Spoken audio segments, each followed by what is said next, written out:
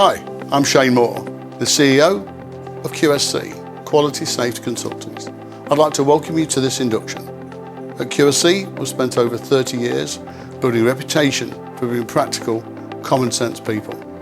We're not here just to tick the box, we're here to make sure everybody stays safe while working with us. That includes our own staff, contractors and visitors to the site that we're working on. We're delighted that you're working with us today. But before you start, let's go through this induction. Let's talk about the legal side of things. In the UK, we have clear duties under the Health and Safety Work Act 1974 and the CDM regulations of 2015. In practice, this means you're legally required to take care of your own safety and look after other people who work around you. You've got to follow the site rules and stick to the instructions provided in your risk assessments, your RAMs. You must have heard them before. At QSC, we believe in competence. That means you should only ever carry out work you're specifically trained and qualified to do so.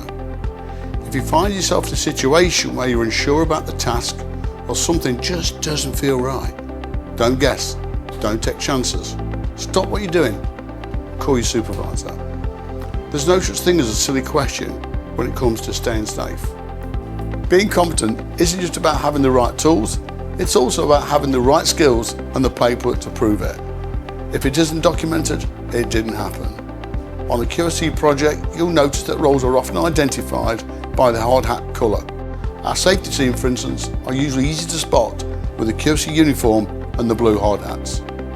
To keep things efficient, many of our sites use digital systems like QR codes, ID cards or biometric scanners.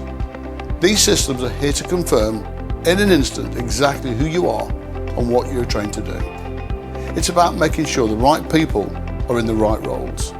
Remember, your credentials only cover what you've been trained to do. Do not attempt to work outside your specific area of competence. Site rules are in place for a reason. They keep the environment predictable and safe. So let's look at what we expect. The good, it's simple. Respect all barriers, use the designated pedestrian routes, and if you smoke or vape, do so in the official areas provided. The bad is where people start taking risks, moving barriers, entering restricted areas where they shouldn't go, working without a permit, or vaping outside designated areas. These aren't just minor slips, they're a breach of the site rules, the site protocol. And then there's the ugly.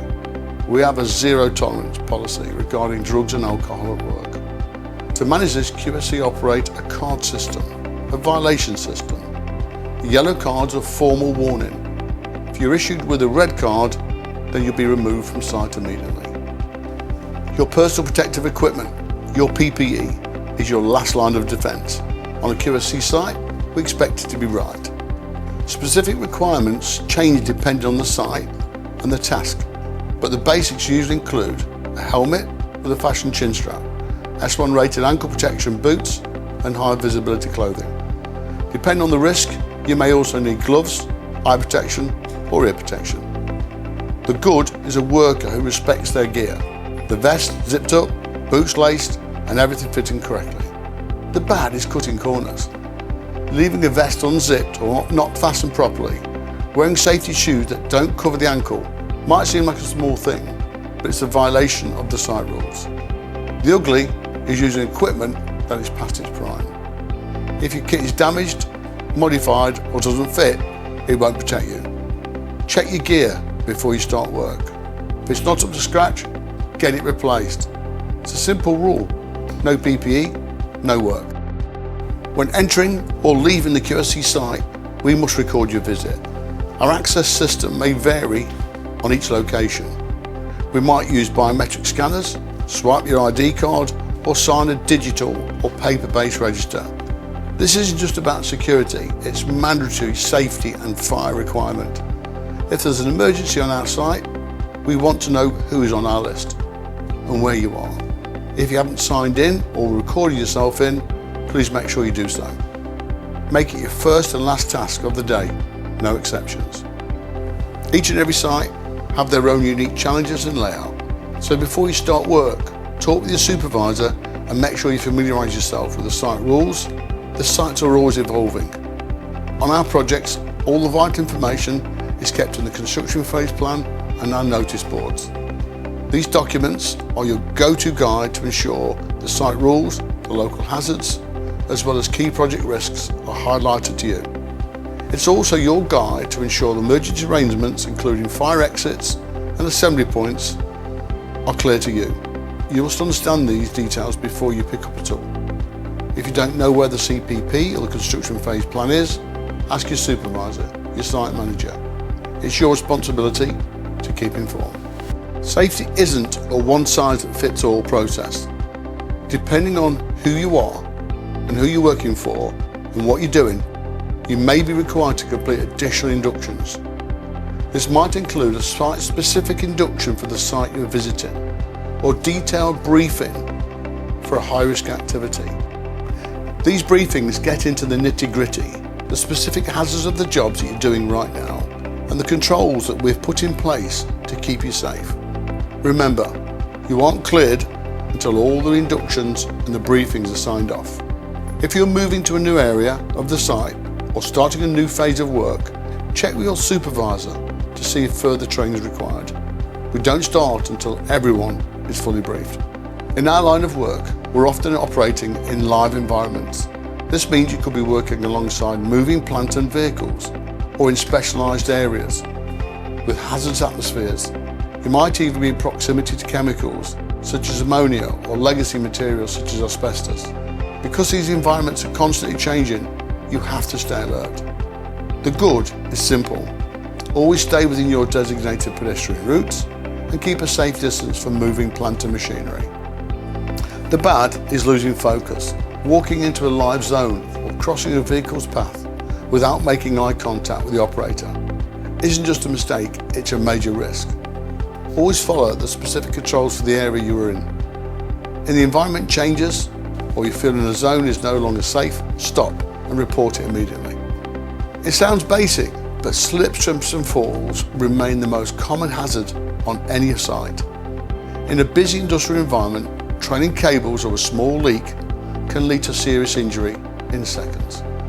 We expect you to take a clear as you go policy. Keep your immediate work area clear and tidy. Manage your cables. Ensure your materials aren't obstructing walkways.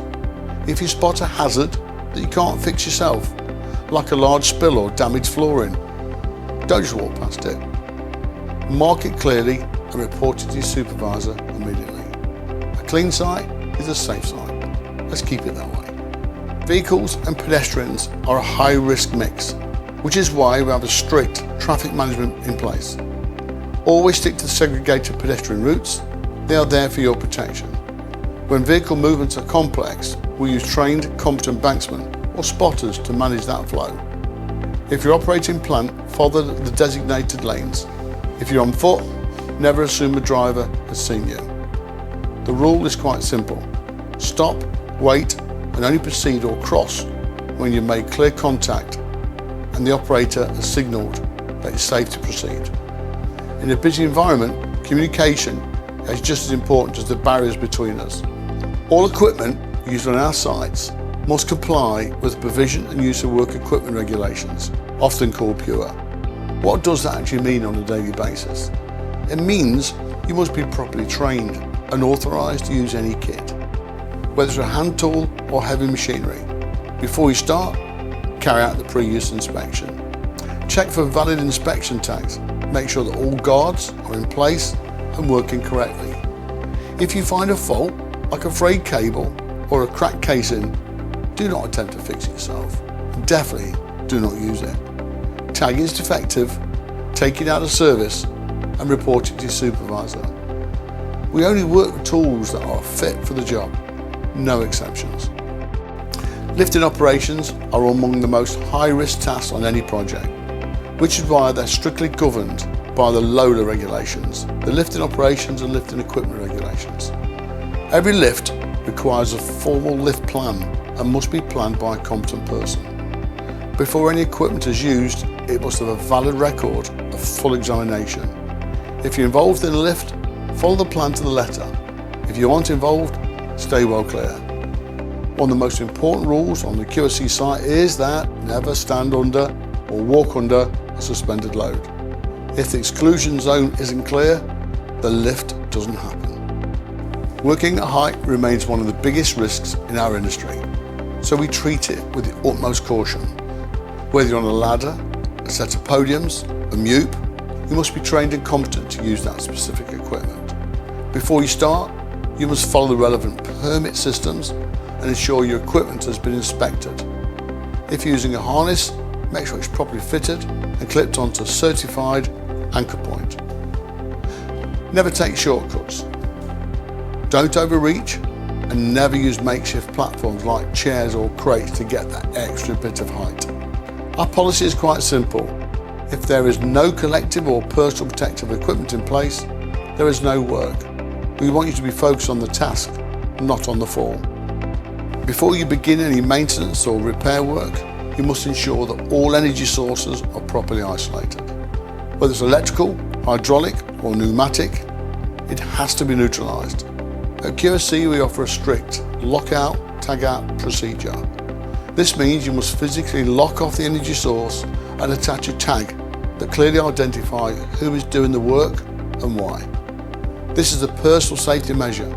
Never rely on somebody else's lock, and most importantly, never remove a lock or tag that isn't yours. Once locked off, always verify the isolation by trying to start the equipment. If it doesn't move, you're safe to start. We don't take someone's word for it. We lock it, tag it and test it. Hot works are a leading cause of industrial fires, which is why we handle them with extreme care. At QSC our first question is, do you really require a hot work permit? Is there an alternative way of doing that work?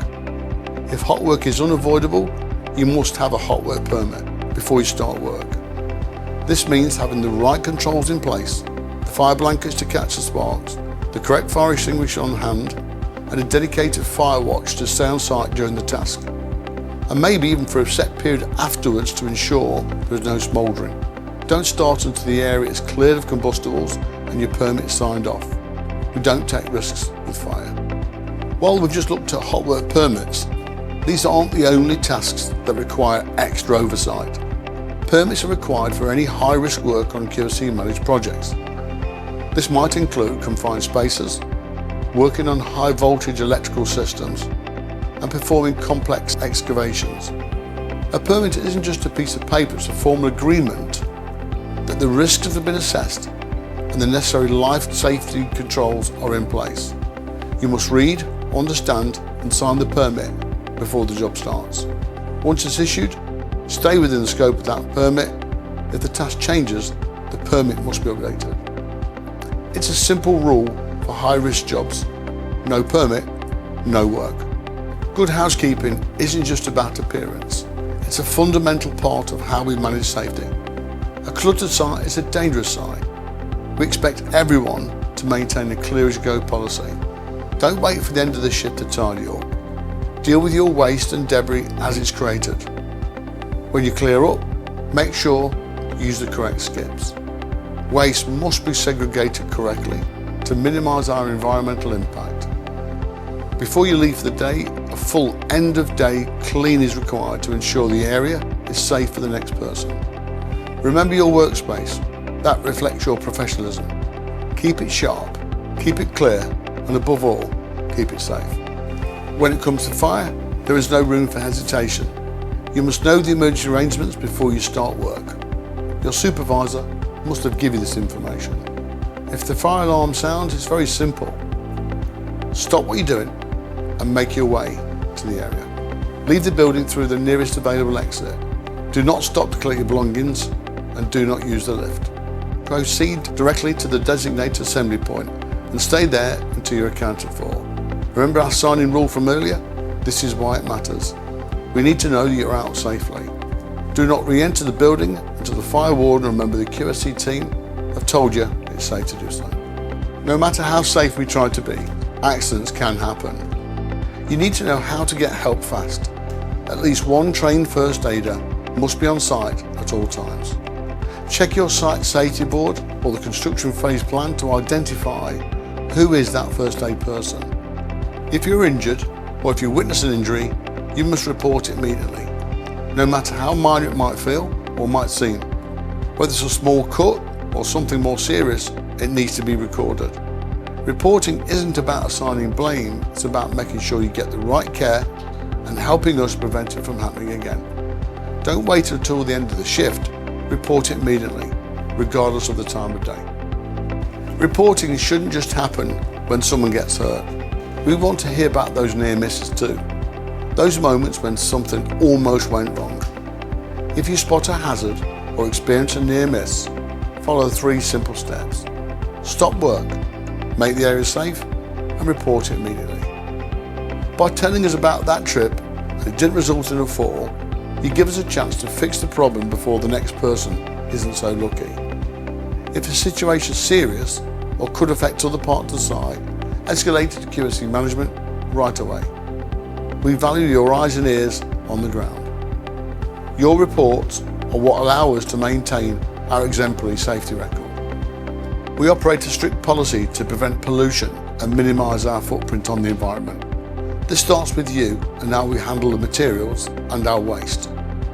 You must familiarise yourself with the location of spill kits in your work area. If a leak or a spill occurs, use the kit immediately to contain it and prevent it from entering any of the drains or water courses. Waste management is just as critical. Always dispose of the materials in the correct segregated bins, especially the hazard items like rags or batteries or chemicals. If you see a potential environmental risk, report it, just like you would any other hazard. Let's work together to leave the site as clean as we found it.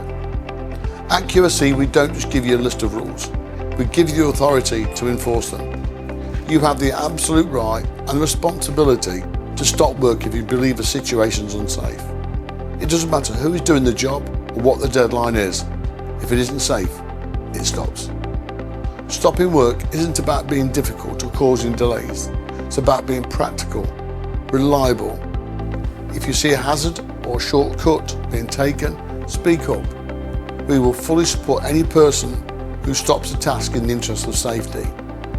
We'd much rather lose 5 minutes to fix a problem than lose a colleague to an accident or incident. Before you pick up your tools and start your shift, just take 30 seconds to run through the last few minute checks to ensure everything's in place. Ask yourself 3 very simple questions. Are you actually trained and competent to do this task? Do you fully understand the plan and the risks involved? Do you have all the correct PPE and is it in good condition? If the answer to any of those is no, do not start work. Speak to your supervisor and get it sorted. At QSC, we value quality and safety over speed. Take that half a minute just to check your surroundings. This could be the most important part of your day. Okay, you have now completed your health and safety induction. We've covered the legalities, the site rules, and the high-risk controls that are in place. But it all comes back to that one core principle, a practical, common-sense approach to health and safety. We're committed to providing you with a safe environment and the best possible support while you're working with us. In return, we ask you for your commitment to follow the rules, look out for your colleagues, and never take a shortcut with yours or anybody else's health and safety. Remember, if you're ever unsure about a task or equipment, just ask. We're here to work together. Thank you very much for your time. Stay alert, work safely, and let's have a productive day.